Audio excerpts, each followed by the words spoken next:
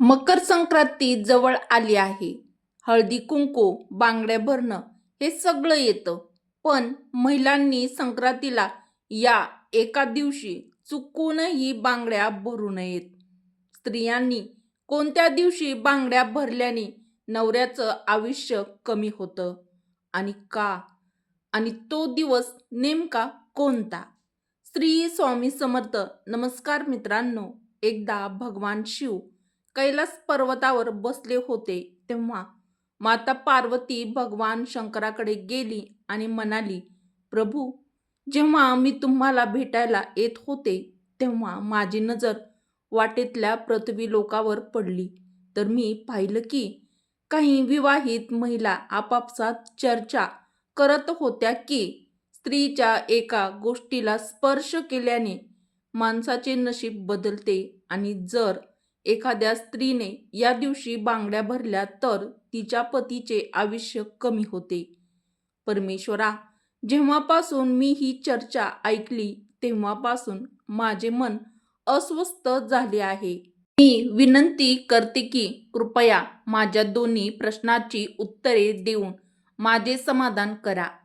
भगवान शिव म्हणतात, पार्वती, तू तुझे दोन्ही प्रश्न सांग. मी तुला संतुष्ट करण्याचा सर्वतोपरी प्रयत्न करीन.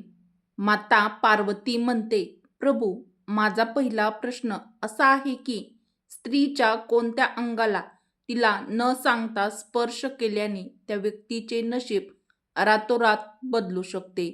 आणि माझा दुसरा प्रश्न असा आहे की कोणत्या दिवशी स्त्रीने बांगडी भरल्याने तिच्या पतीचे वय कमी होते किंवा त्याचा मृत्यू होतो. भगवान शिव म्हणतात, पार्वती, मी तुझ्या दोन्ही प्रश्नांची उत्तरे या एका कथेद्वारे देईन. पण माझी एक अट आहे. तू ही कथा मनापासून लक्ष देऊन पूर्णपणे शेवटपर्यंत ऐकायची आहे. कारण अर्धवट कथा ऐकून अर्धवट ज्ञान मिळते. हे जीवनात कधीच उपयोगी पडत नाही. मग भगवान शिवाचे म्हणणे ऐकून माता पार्वती म्हणते, ठीक आहे भगवान, मी तुम्हाला वचन देते की मी मनापासून कथा आहे ती तुम्ही कथा मला सांगण्यास सुरू करा. भगवान शिव म्हणतात, पार्वती, एका मायापूर नगरात एक शेतकरी राहत होता. तो खूप समृद्ध होता. त्याच्याकडे सर्व काही होते. भरपूर जमीन होती, मोठे दुकान होते, आलिशान घर होते. पैशाची कमी नव्हती. शेतकऱ्याला 3 मुलगे होते. तिन्ही मुलांची लग्न झाली होती. शेतकऱ्याला 3 सुना होत्या. त्याचा स्वभावही त्या सुनांचा खूप चांगला होता. सासू सासऱ्याची आणि नवऱ्याची त्या खूप सेवा करायच्या. त्यामुळे घरात सुख शांतीचे वातावरण होते. शेतकऱ्याचा मोठा मुलगा उद्धट स्वभावाचा होता. त्यामुळे शेतकऱ्याच्या मोठ्या मुलाचं आई वडिलांशी जमत नव्हतं. त्यामुळे शेतकऱ्याने आपल्या मोठ्या मुलाला संपत्तीचा हिस्सा न देता आपल्या 2 लहान मुलांना आणि सुनांमध्ये संपत्ती वाटली होती. त्यामुळे मोठ्या मुलाची आर्थिक परिस्थिती काही फारशी चांगली नव्हती. मित्रांनो, व्हिडिओमध्ये पुढे जाण्याआधी व्हिडिओला एक लाईक करून कमेंट बॉक्समध्ये श्री स्वामी समर्थ नक्की टाईप करा. भगवान शिव म्हणतात, पार्वती, एकदा शेतकऱ्याने मनात विचार केला की देवाने मला सर्व काही दिले आहे, पण मुलगी दिली नाही. मला मुलगी असती तर मी माझ्या मनातील सर्व गोष्टी माझ्या मुलीला सांगितल्या असत्या आणि तिच्यावर खूप प्रेम केले असते. पुढे भगवान शिव म्हणतात, पार्वती, शेतकरी आपले जीवन चांगल्या प्रकारे जगत होते. पण मुलगी नसल्यामुळे शेतकऱ्याला नेहमीच दुःख होत असे. श्री राधाचे दर्शन घेण्यासाठी शेतकरी नेहमी त्याच्या घराजवळील मंदिरात जात असत. एके दिवशी शेतकरी राधाचे दर्शन घेण्यासाठी मंदिरात गेले तेव्हा एक साधू मंदिरात आले होते. तेव्हा शेतकऱ्याला थोडंसं उदास पाहून साधूने शेतकऱ्याला विचारलं, हे शेतकरी, तू उदास का दिसत आहेस? तर शेतकरी म्हणाले, महाराज, मला मुलगी नाही, म्हणूनच मी दुःखी आहे. तेव्हा संत हसले आणि म्हणाले, आयुष्यात कोणत्या गोष्टीची जर कमी असेल तर त्या जागी देवाला ठेवावे. तेव्हा शेतकरी म्हणाला, महाराज, मला मुलगी नाही, मग मी काय करू? तेव्हा साधू म्हणाले, हे बघ शेतकरी, तुम्ही एक काम करा, तुम्ही बरसानाची कन्या श्री राधा हिला तुमची मुलगी म्हणून का स्वीकारत नाही? पुढे भगवान शिव म्हणतात, पार्वती, शेतकऱ्याला साधूचे शब्द खूपच आवडले. त्या दिवशी शेतकऱ्याने राधाराणीचा एक मोठा फोटो मागून त्याच्या खोलीमध्ये लावला. आता शेतकऱ्याचे आयुष्य पूर्णपणे बदलले होते. उठताना, बसताना आणि झोपताना तो श्री राधाजींशी जणू आपली मुलगी असल्यासारखे बोलत असे. आणि एवढेच नाही तर शेतकऱ्याला आपल्या मुलीला राधाला मनातील सर्व काही सांगून खूप आनंद व्हायचा. अशा रीतीने शेतकऱ्याची राधावरची भक्ती एवढी होती की जेव्हाही तो दुकानात जायचे तेव्हा ते राधा राणीला अन्न अर्पण करून मगच प्रसाद खात असत. आणि संध्याकाळी परत आल्यावर राधाला नमस्कार करून तिच्याशी बोलत असत. तिला भोजन अर्पण करून त्यानंतरच प्रसाद खात असत. मित्रांनो, पुढे भगवान शिव म्हणतात, पार्वती, जेव्हापासून त्या शेतकऱ्यांनी राधाला आपली मुलगी म्हणून स्वीकारले तेव्हापासून तो सर्व काळ आनंदी राहू लागला होता. जेव्हा कोणी शेतकऱ्याला विचारायचं की तुम्हाला किती मुले आहेत, तेव्हा तो शेतकरी सर्वांना नेहमीच सांगायचा की मला 3 मुलगे आणि 3 सुना आणि 1 मुलगी आहे. मित्रांनो, व्हिडिओला लाईक केलं नसेल व आपल्या चॅनलला सबस्क्राईब केलं नसेल तर नक्की करा. भगवान शिव म्हणतात, पार्वती, एके दिवशी बांगड्या घालणारी कासारीन शेतकऱ्याच्या घरी आली. तेव्हा राधाने विचार केला की आजचा दिवस चांगला नाही आणि या दिवशी बांगड्या घालणे अशुभ आहे. त्यामुळे तिने राधाराणीने स्वतःच्या मायाजालने राधाने त्या कासारणीच्या बांगड्याचा रंग खराब केला. त्यामुळे शेतकऱ्याच्या सुनेने बांगड्या न घालता त्या कासारणीला परत पाठवले. दुसरीकडे ती बाई 2 दिवसांनी त्या बांगड्या बघते तेव्हा त्या बांगड्या सुंदर झालेल्या असतात. मग कासारीन त्याच बांगड्या घेऊन परत शेतकऱ्याच्या घरी येते आणि तेव्हा शेतकऱ्याच्या 3 सुनांना बांगड्या घालतात. आणि नंतर राधा ही बांगड्या घालण्याचा विचार करते. आणि जेव्हा राधा प्रकट झाली तेव्हा कासारणीने राधाचे रूप पाहिले. तेव्हा कासारीन तिच्याकडे पाहतच राहिली. मग राधा कासारणीला म्हणू लागली, मला पण बांगड्या भरायच्या आहेत. इकडे राधाचे बोलणे ऐकून कासारणीच्या मनात विचार आला की शेतकऱ्याच्या घरी कोणी पाहुणे आले असावेत, कारण मी जेव्हा कधी या घरात बांगड्या भरायला यायचे तेव्हा फक्त शेतकऱ्याच्या सुनाच बांगड्या घालतात. पण आज मी 4थी मुलगी पाहिली आहे, पाहुणे असतील असे दिसते. तर मित्रांनो, असा विचार कासारीन तिच्या मनामध्ये करत आहे.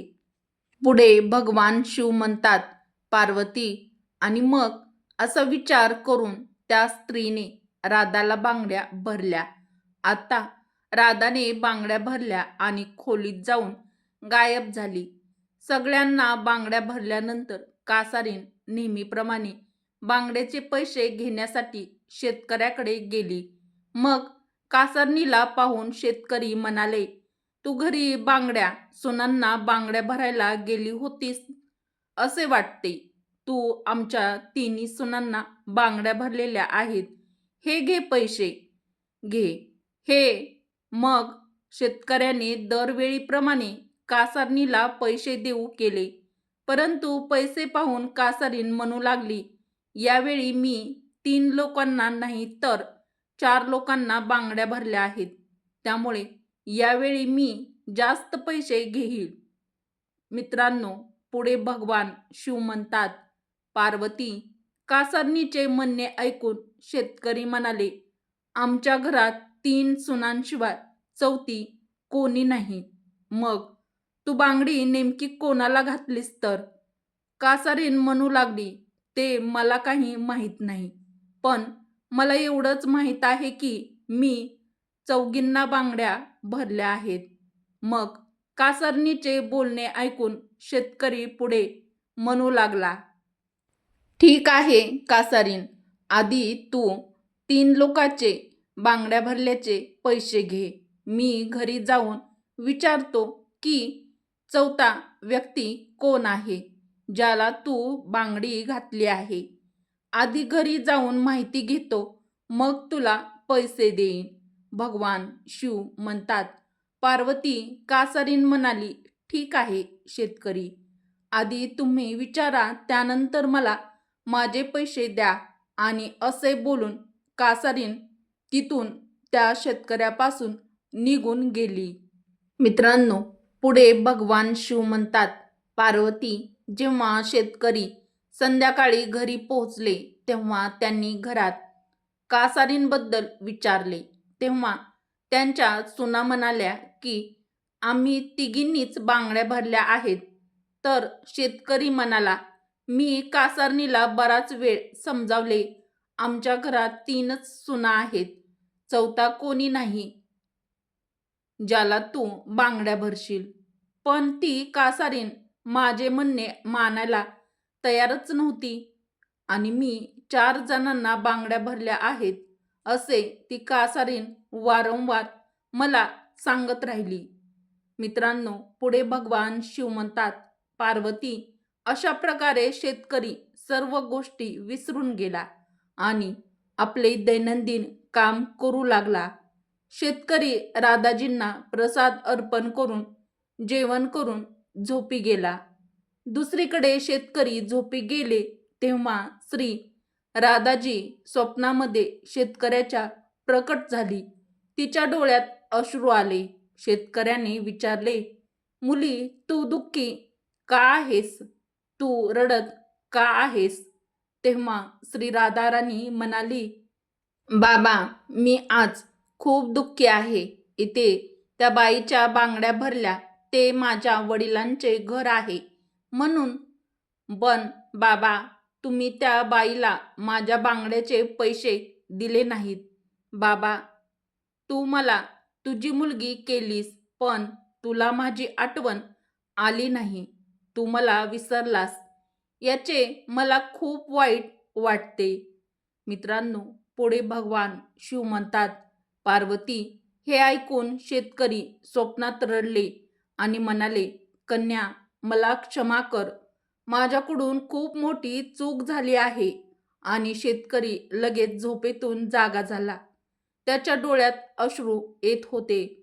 शेतकऱ्याने लगेच तिजोरीतून पैसे काढले आणि कासारणीच्या घराकडे निघाला. शेतकऱ्याने कासारणीच्या घराचा दरवाजा ठोठावला. कासारणीने दार उघडले आणि तिथे शेतकऱ्याला तिथे उभे असलेले दिसले. कासारीन म्हणू लागली, शेतकरी, एवढ्या रात्री तुम्ही इथे? आणि मग तिने शेतकऱ्याला तिने घरात घेतले. शेतकऱ्याचे डोळे भरून आले होते. मग शेतकरी त्या कासारीनबाईला म्हणू लागला, तुझ्यासारखी भाग्यवान दुसरी कोणीच नाही, तू खूप भाग्यशाली आहेस. तर कासारीन विचारू लागली, शेतकरी, काय झालं आहे? मित्रांनो, पुढे तो शेतकरी त्या कासारीनबाईला म्हणाला, मी राधाजींना मुलगी बनवले, पण मी राधाराणीला कधीच स्वतःच्या डोळ्यांनी पाहिले नाही. पण आज त्याच राधाजींना तुम्ही स्वतःच्या हाताने बांगड्या भरल्या आहेत. आज या पृथ्वीवर तुझ्यासारखा भाग्यवान कोणीच नाही. माझ्या मुलीने भरलेल्या बांगड्याची किंमत मी तुला द्यायला आलो आहे. आणि असे बोलून शेतकऱ्याने पैशाने भरलेली पिशवी कासरणीसमोर ठेवली आणि म्हणाला, तुला जेवढे पैसे हवे तेवढे पैसे घे. मित्रांनो, पुढे भगवान शिव म्हणतात, पार्वती, जेव्हा कासरणीने हे ऐकले की राधाजी स्वतः आपल्याकडून बांगड्या भरायला आल्या होत्या, तेव्हा कासरणीच्या डोळ्यातून अश्रूच्या धारा वाहत होत्या आणि कासारीन म्हणाली, मी राधाराणीच्या बांगड्याचे पैसे कसे घेऊ शकते? माझे काहीतरी पूर्वजन्माचे पुण्य असतील, त्यामुळे मला राधाराणीला स्वतःच्या हाताने बांगड्या भरायला मिळाल्या. मुलगी राधाच्या बांगड्यासाठी मी तुमच्याकडून कधीच पैसे घेणार नाही. मित्रांनो, पुढे भगवान शिव म्हणतात, पार्वती, पण शेतकरी काही राजी झाले नाही. शेतकऱ्याने पैशाने भरलेली पिशवी कासरणीच्या घरी ठेवली आणि तेथून थेट घरी आले आणि ते आपल्या पत्नीला श्री राधाराणीच्या मंदिरामध्ये घेऊन गेले. आणि त्या दिवशी नंतर शेतकऱ्याने सर्व काही सोडून संन्यास घेतला आणि आपले उर्वरित आयुष्य राधाजींच्या मंदिरात राधाजींची पूजा करण्यात घालवले. मित्रांनो, पुढे भगवान शिव म्हणतात, पार्वती मंदिरातील श्रीराधांच्या भक्तीत लीन झाले आणि आपल्या पत्नीसह मंदिरात राहून राधाराणीची पूजा करू लागतो. दुसरीकडे राधा शेतकऱ्याच्या मोठ्या मुलाच्या स्वप्नामध्ये पोहोचते. माझ्या आईची सेवा करत नाहीस, म्हणूनच तुझी ही अवस्था झाली आहे. तू आजपासूनच आईच्या चरणांना स्पर्श करायला सुरुवात करा.